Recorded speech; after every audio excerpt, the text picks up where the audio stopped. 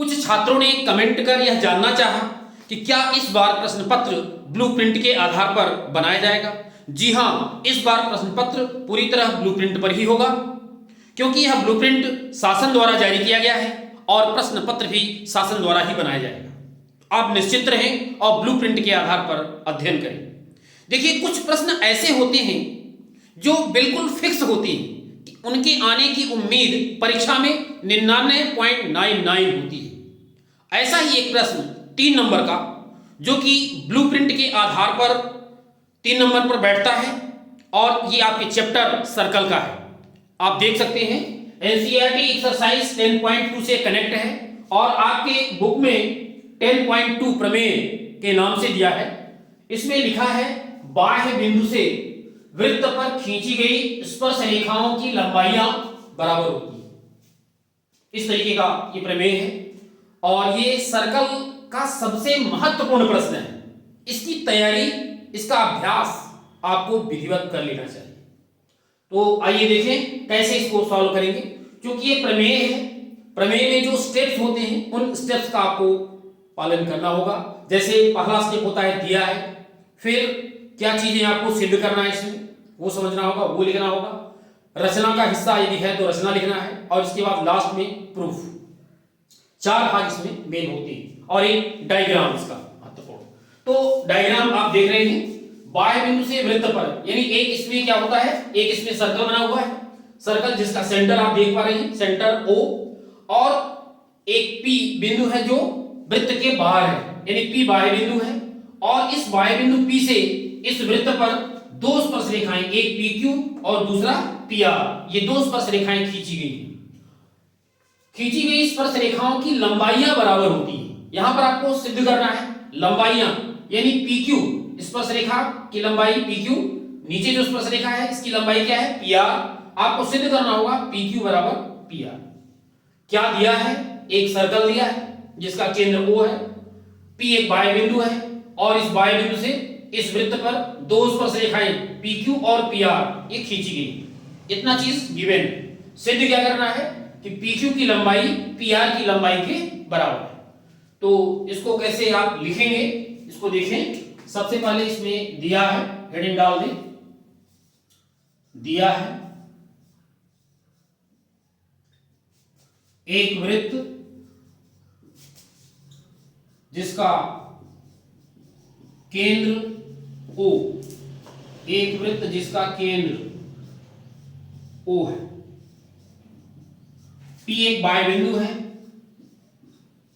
P एक बाह्य बिंदु, P एक बाह्य बिंदु है,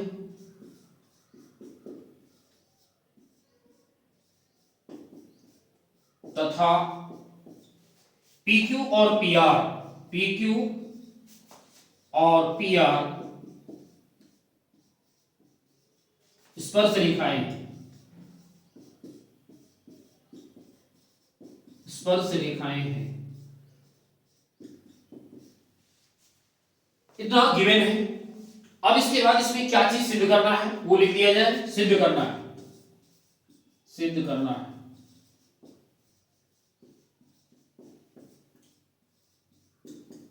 सिद्ध करना है में दोनों स्पर्श रेखाओं की लंबाई यानी PQ और PR की लंबाई बराबर, मींस PQ बराबर PR, ये चीज आपको सिद्ध करना है। अब तीसरा भाग आता है रचना का। रचना, इसमें आपको रचना करना होगा। रचना में देखिए क्या लिखना है और क्या करना है यहाँ पर। रचना के लिए हम केंद्र O को P से, O को Q से और O को R से ज्वाइन करेंगे। यानी पहले रचना कर देते हैं, इसको ज्वाइन कर दिया जाए और इस तरीके से आप O को यहां से ज्वाइन कर दीजिए और Q को भी ज्वाइन करा दीजिए, उसे ये ज्वाइन हो गया। R को भी ज्वाइन करा दीजिए, ये ज्वाइन हो गया।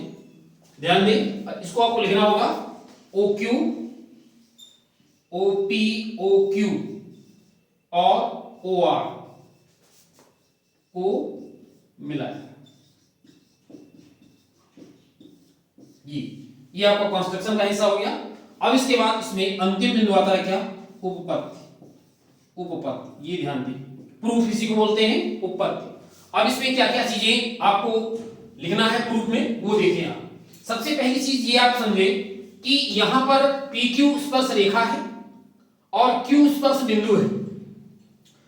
स्पर्श बिंदु से ध्यान दें, ये जो QO या OQ है, ये स्पर्श बिंदु से जाने वाली त्रिज्या कहलाती है। स्पर्श बिंदु से जाने वाली त्रिज्या, एक प्रमेय आपने पढ़ा है 10.1, क्या कि स्पर्श रेखा स्पर्श बिंदु से जाने वाली त्रिज्या पर लंब होती है। स्पर्श रेखा स्पर्श बिंदु से जाने वाली त्रिज्या पर लंब होती है, यानी ये जो एंगल आपको दिखाई दे रहा है, ये एंगल कितना होगा, ये 90 डिग्री होगा, ये 90 डिग्री, 90 डिग्री। इसी प्रकार PR भी स्पर्श रेखा है, R स्पर्श बिंदु है और OR क्या है, त्रिज्या। तो स्पर्श रेखा स्पर्श बिंदु से होकर जाने वाली त्रिज्या पर लंब होती है, मींस यहां भी आपको क्या मिलेगा, 90 डिग्री, यहां भी ये 90 डिग्री। ये चीज आपको यहां पर उपपत्ति में लिखना होगा, क्योंकि स्पर्श रेखा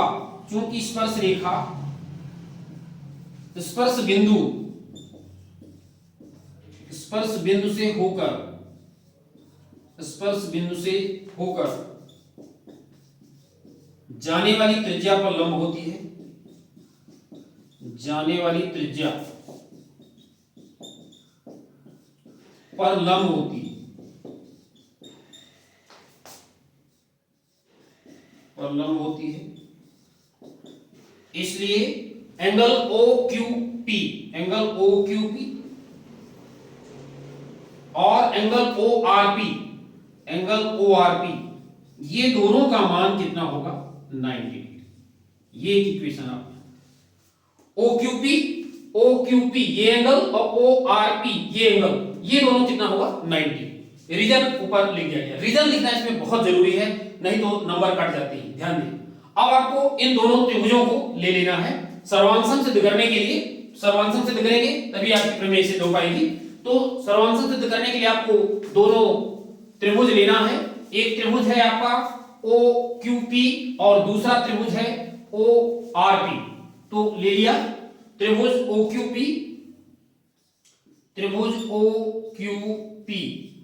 एवं त्रिभुज ORP में इन दोनों त्रिभुजों की बात हम करेंगे। इन दोनों त्रिभुजों में आप ध्यान दें, सबसे पहली चीज आप 90 डिग्री, इनका एक एक एंगल है, ये समीकरण 1 से इसको लिख दें। एंगल OQP बराबर है एंगल ORP, एंगल ORP। यहां पर ये बराबर किसके है, 90। यानी यहां पर आप लिखेंगे रीजन कहां से हो रहा है, समीकरण 1 से, ये समीकरण 1 से।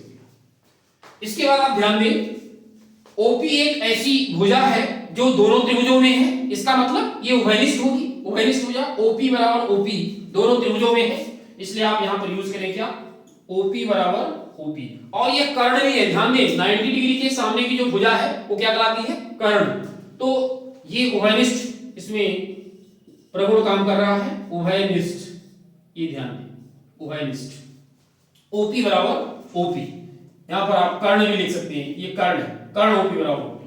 और तीसरी जो लाइन महत्वपूर्ण है इसमें, तीसरी वो क्या है, एक भुजा यानी OQ और OR ये एक ही वृत्त की त्रिज्याएं हैं और दोनों त्रिभुजों की अलग अलग भुजाएं भी हैं। और इस प्रकार OQ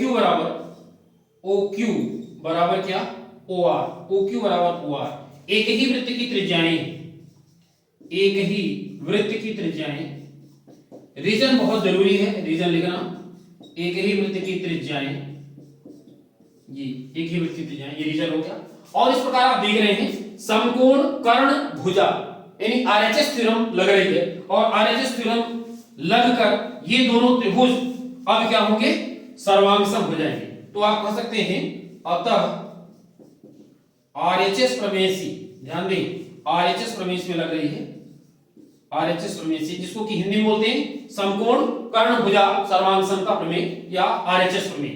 अतः RHS प्रमेय से त्रिभुज आपका त्रिभुज